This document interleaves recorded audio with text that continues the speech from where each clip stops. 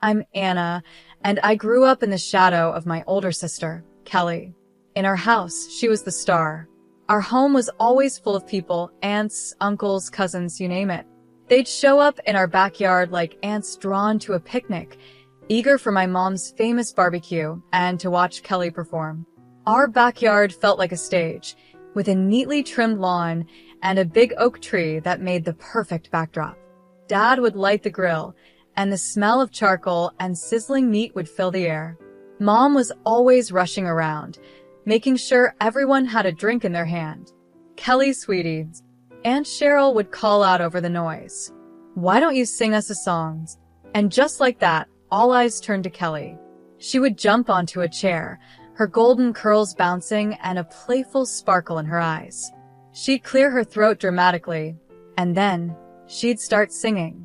She loved doing her best Celine Dion impression with My Heart Will Go On, and the adults went wild, clapping and cheering like it was a real concert. Mom and Dad would smile proudly, with Dad even wiping away a tear now and then. Meanwhile, I would be off to the side, trying to disappear among the bushes. It wasn't that I didn't want to join in, but whenever I tried to sing, it sounded like a cat in distress. And poetry? Forget it. The words would get stuck, and I'd end up stammering and turning bright red. I'd often hear my relatives whispering about how different I was from my sister. It wasn't just the relatives who made it clear. Mom and Dad knew who the family star was. While Kelly was busy with dance classes, singing lessons, and art workshops, I was left to my own devices. I didn't mind much, though. I found comfort in the old, dusty books on our shelves. The only person who seemed to understand me was Great Aunt Teresa. She'd find me hiding behind the garage or up in the treehouse with my nose deep in a book. "What adventure are you on today, Anna?" she'd ask, sitting down beside me. I'd look up, grateful for the break. "Oh, just reading about ancient Egypt," I'd say, showing her the cover of my latest book. Teresa would nod, her eyes full of kindness. "You've got a good head on your shoulders, girl. Don't let anyone tell you different." Those moments with Teresa were a comfort to my heart. She didn't expect me to perform or be anyone other than myself. With her, I could just be Anna, the quiet girl who liked books more than the noise of family gatherings. But no matter how much I loved those moments, they didn't take away the hurt of being the forgotten child. Every time Kelly learned a new song or won another award, my parents would praise her and shower her with gifts, new clothes, the latest gadgets, you name it. And me? I got hand-me-downs and long sighs of disappointment. School became my escape. I wasn't the most popular kid, but I found my place in the classroom. I wasn't happy just sitting back and listening. I needed to understand everything. "Mrs. David," I'd ask after class, my voice calm but sure, "could you go over that part about mitosis again?" I didn't quite get it. She'd smile, clearly happy that I cared. "Of course, Anna. Let's go over it together." If a teacher didn't have time, I'd ask for book recommendations. Soon, my backpack was stuffed with extra reading material. I stayed up late, poring over those books, determined to get every subject right. All that effort paid off. By the time I got to high school, I was the top student in my class. For once, I was the best at something. I even made a few friends, other quiet book lovers who didn't mind my calm ways. As graduation got closer, our house became Kelly Central. Mom spent all her time helping her with her portfolio for a fancy college's advertising and PP program. "Oh, honey, this campaign idea is perfect," Mom would say, looking over Kelly's work. "You're so talented." I'd roll my eyes and go back to my room, burying myself in my studies. But one night, during yet another family dinner all about Kelly's college plans, I couldn't hold back anymore. "I'm going to college too," I blurted out. "I want to study management." The silence was heavy, and then, to my shock, they all burst into laughter. "Oh, sweetie," Mom said, wiping tears from her eyes. "We don't have money for that. You'll need to get a job after graduation. You're just not as gifted as your sister." It felt like a slap to the face. "But I'm the top student in my class," I said, my voice shaking. I stammered, my face burning with anger and embarrassment. "I get straight A's," I yelled, storming up to my room. I came back down with my report card and slammed it on the table. They all leaned in to look, their eyes widening in surprise. "Well, I'll be damned," Dad muttered, scratching his head. "When did this happen?" "It's been happening for years," I snapped. "Not that any of you ever noticed." Mom looked guilty. Her face flushed. "Anna, we had no idea," she began, but Dad cut her off. "Look, it doesn't change anything. We've spent all our savings on Kelly's education. There's nothing left for you, Anna. I'm sorry, but that's just the way it is. You'll go work at my cousin Gary's restaurant after graduation." I turned and ran, ignoring their voices. I sprinted up the stairs to my room and slammed the door so hard the walls shook. I collapsed on my bed, sobbing until I felt something inside me harden. "Fine," I thought, clenching my fists. "If they won't help me, I'll find another way. I'll show them what I can do." The next few months were a blur. Kelly went off to college, her departure filled with tearful goodbyes and proud hugs from our parents. Meanwhile, I threw myself into my studies like never before, determined to finish at the top of my class. During that time, I spent more and more afternoons at Great Aunt Teresa's cozy house. It became my escape from the tension at home. One sunny afternoon, as we sat in her warm kitchen drinking tea, she asked the question I had been dreading. "So, Anna," she said gently, her kind eyes fixed on me, "what are your plans after graduation?" I stared into my teacup, trying to hold back the tears. I don't know, Aunt Teresa," I said. "Mom and Dad won't help me with college. They say there's no money left after paying for Kelly's education." Teresa was quiet for a moment. Then she reached across the table and squeezed my hand. "Anna, dear, I have some savings. I'd like to use them for your college. You're smart as a whip, and I won't let that brain of yours go to waste." Her words hit me like a wave, and I burst into tears. I was overwhelmed by her kindness and the sudden hope that my dreams weren't lost after all. "Thank you," I sobbed, throwing my arms around her. "Thank you so much, Aunt Teresa."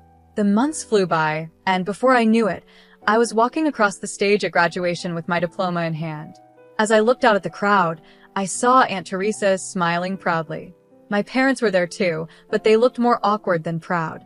That evening, as I was going through college brochures, Mom came into my room. "Anna, honey," she said, her voice sugary sweet. "Your father's cousin Gary called. He's got a waitressing job for you at his restaurant. Isn't that exciting?" I took a deep breath. "Actually, Mom, I won't be needing that job. I'm going to college." Dad appeared in the doorway, frowning. "And how exactly do you plan to pay for that?" "Aunt Teresa is helping me," I said, holding my head high. "She's giving me her savings for tuition." The silence that followed was almost funny. Then, to my surprise, Dad's face turned red with anger. "Absolutely not," he shouted. "If Teresa has money to spare, it should go to Kelly. She needs a car for her job in advertising after she graduates next year." I couldn't believe what I was hearing. "Are you serious?" I snapped. "This is my chance to get an education and make something of myself." "Don't be selfish, Anna," Mom added. "Your sister needs that money more than you do." "No," I said, my voice shaking but steady. "This is my money now, and I'm using it for college." End of discussion. From that moment, home life became unbearable. My parents either ignored me completely or snapped at me over the smallest things. The tension was crushing. After a terrible argument one night, I called Aunt Teresa, crying, and told her everything. "Pack your bags, sweetheart," she said without hesitation. "You're moving in with me." The next day, I packed everything I owned into a cab and drove away, watching my childhood home shrink in the rearview mirror. As I arrived at Aunt Teresa's house, I felt a huge weight lift off my shoulders. The summer flew by as I prepared for college, and before I knew it, I was stepping onto the campus of State University. Thanks to my high grades and Aunt Teresa's kindness, I got into the management program I had always dreamed of. On the first day of classes, I felt like I was floating as I sat in my introduction to business lecture, soaking in every word. I couldn't help but think, I made it. I'm really here. Meanwhile, Kelly was starting her senior year at her fancy college.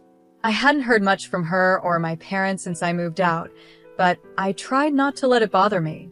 I was too busy enjoying my new freedom and the thrill of college life. Then, about a month into the semester, Aunt Teresa called. "Anna, dear," she said, sounding hesitant, "I think you should sit down for this." My heart pounded as she told me the news I'd missed. Apparently, Kelly had come home out of nowhere and announced she had dropped out of college. The reason? She was pregnant. According to Aunt Teresa, Kelly had acted like it was no big deal, saying, "Oh, don't worry." Kelly had just tossed her hair and said, "Don't worry. The baby's father is rich. We'll be getting married soon." But things didn't turn out that way. It turned out Kelly's boyfriend wasn't as loyal as she believed, and when he found out she'd been with his friend too, everything blew up. Now, nobody was sure who the real father was. Aunt Teresa sighed as she told me the story. I sat there with the phone pressed to my ear, trying to take it all in. A small part of me felt a twisted satisfaction. The golden child had finally fallen. But mostly, I just felt sad for Kelly and the mess she was in. The drama went on for months. Aunt Teresa kept me in the loop with all the family gossip from gatherings I no longer attended. When Kelly's baby was born, a DNA test confirmed that her boyfriend was indeed the father. But instead of the dream wedding Kelly had imagined, he only agreed to pay child support. The final blow came when Kelly, desperate for money, ended up working as a waitress at Uncle Gary's restaurant, the same job my parents had tried to push on me. After I hung up the phone, my emotions were all over the place. A small, petty part of me wanted to gloat and show off my success to my family. But mostly, I felt deeply grateful for how far I'd come. The next few years flew by in a whirlwind of classes, exams, and late-night study sessions. Before I knew it, I was walking across the stage at graduation, holding my hard-earned management degree. As I looked out at the crowd, I saw Aunt Teresa smiling proudly, tears of joy in her eyes. Because of my top grades and great recommendations from my professors, I landed a manager position at the Gilded Fork, one of the top restaurants in the city. The salary was more than I had ever dreamed of, and for the first time in my life, I felt truly accomplished. When I got my first paycheck, I knew exactly what I wanted to do. I went straight to the electronics store and bought the latest smartphone for Aunt Teresa. Her eyes lit up when I handed it to her. "Oh, Anna," she gasped, turning the sleek phone over in her hands. "This is too much." I just smiled, pulling out my own phone. "Not at all. Now, let me show you how to use it."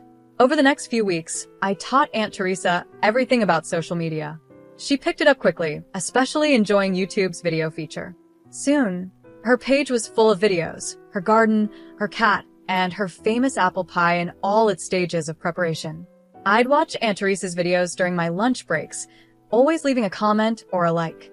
It became our way of staying connected, even when work kept me busy. One day, as I was getting ready for the dinner rush, my phone buzzed. I glanced at it and was surprised to see my mother's name.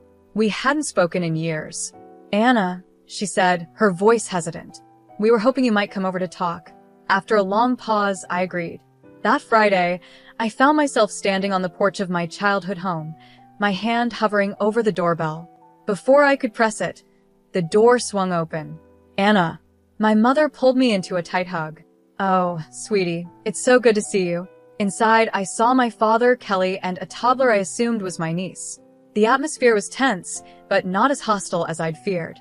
"You look good, kiddo," Dad said, his voice gruff but friendly. "We hear you're doing well for yourself." I nodded, still a bit cautious. "I am. I'm a manager at the Gilded Fork now." Their eyes widened when I mentioned the restaurant's name. Mom cleared her throat. That's wonderful, dear.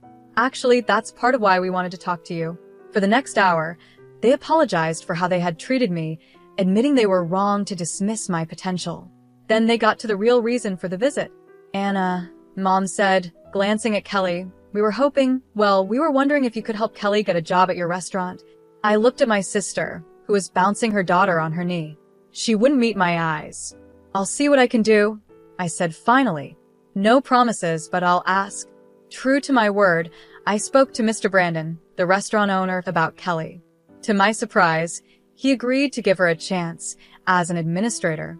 Kelly started the following week. I kept an eye on her, half expecting her to mess up or cause problems, but she surprised me. She was punctual, efficient, and the customers loved her friendly attitude. As the weeks went by, I found myself easing up around her. We weren't best friends, but we developed a respectful working relationship. Just when I thought everything was settled, life threw another surprise my way, this time, a good one. One day, Mr. Brandon called me into his office. My heart pounded, worried I might be in trouble. But instead, he smiled and said, "Anna, how would you like to help me expand the business?" Before I knew it, I was stepping into a new chapter. I was in charge of opening not one, but 4 new restaurants. My days were packed with staff meetings, menu tastings, and crunching numbers. It was exhausting, exciting, and everything I had ever wanted. The promotion came with a big raise, and suddenly, I had more money than I knew what to do with. That's when the calls from my parents began. At first, it was small things. "The roof is leaking," Mom would say, hesitantly. "We were wondering if you might be able to help out a little." It felt surprisingly good to say yes, to fix their problems with a simple transfer of money. It started with the roof, then a new water heater, and soon enough, I was paying for a complete home renovation. As their financial situation improved, thanks to the allowance I was sending them each month, the family gatherings returned. But this time, it was different. "Have you heard about Anna's latest project?" Mom would proudly tell the relatives. "She's opening a new restaurant downtown. We're so proud of her." I'd catch Kelly's eye across the room, and she'd give me a small smile. She was doing well, too, having been promoted to head administrator at the Gilded Fork. "My girls," Dad would say, putting an arm around each of us. Both of them making their old man proud. Part of me wanted to be bitter, to remind them of how they treated me before, but a bigger part of me just enjoyed their approval, something I had wanted for so long. As I drove home that night, a feeling of contentment washed over me. After all these years, I finally had what I'd always wanted, success in my career and the love and appreciation of my family. I was the golden child now, but more importantly, I was my own person, standing on my own 3 feet. It was a quiet Friday afternoon when everything came crashing down. I was scrolling through YouTube, sipping my coffee, when I saw that Aunt Teresa had posted a new video. It was from one of the family parties I'd missed because of work. Smiling, I clicked play, expecting to see the usual fun and laughter. But instead, what I saw made my blood run cold. There, clear as day, were my parents, their faces red from drinking and self-importance. Mom was waving her hands around, her voice slurred but unmistakable. "And Anna, that ungrateful little freeloader," she said. "She barely gives us anything. We're not made of money, you know." Dad joined in, his face flushed. "That's right. We're doing just fine. Thanks to our Kelly. She's the one keeping that fancy restaurant running. Anna just rides on her coattails." The video went on, showing various relatives nodding in agreement, some even throwing in their own complaints. Kelly sat in the corner, looking uncomfortable, but she didn't speak up to defend me. As the video ended, I just sat there, stunned. I sat there, stunned. How could they do this? After everything I had done for them, after all the money I had given them, how could they say such terrible, false things? My hands were shaking as I scrolled down to the comments. There I saw a series of messages from my parents. "Teresa, delete this video right now. You had no right to post this. Take it down immediately." But Aunt Teresa's reply brought me to tears. "I don't know how to delete videos," she wrote, "and even if I did, I wouldn't. It's time everyone saw the truth about how you treat Anna. She's the one supporting you, and this is how you repay her kindness. Shame on you both." I sat there for what felt like hours, watching the video over and over, reading the comments again and again. The betrayal cut deep, reopening old wounds I thought had healed. Finally, I picked up my phone and called Aunt Teresa. "Oh, Anna, dear," she said as she answered, her voice full of sympathy. "I guess you've seen the video." "Yeah," I choked out, my voice raw from crying. "I can't believe it, Aunt Teresa. How could they?" I could hear the anger in her voice. They've always been like this, Anna. You just weren't around to see it. I'm so sorry you had to find out this way, but maybe it's for the best. You deserve to know the truth.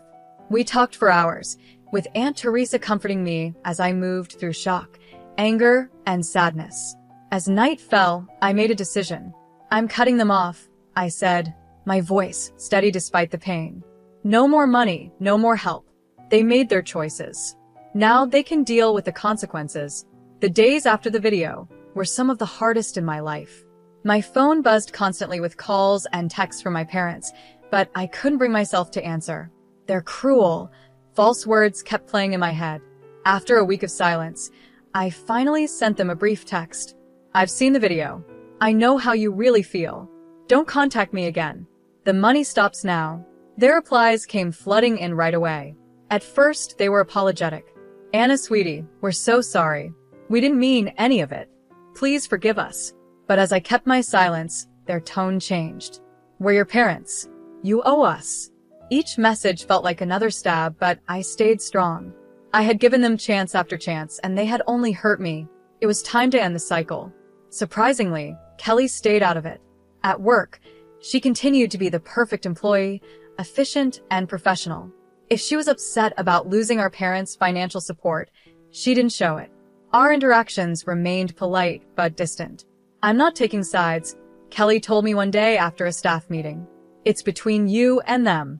I nodded, appreciating that she was staying neutral, even though part of me wished she would stand up for me. But I understood. She had her own child to worry about now. As weeks turned into months, I found myself relying heavily on Aunt Teresa. Our Friday video calls became the highlight of my week.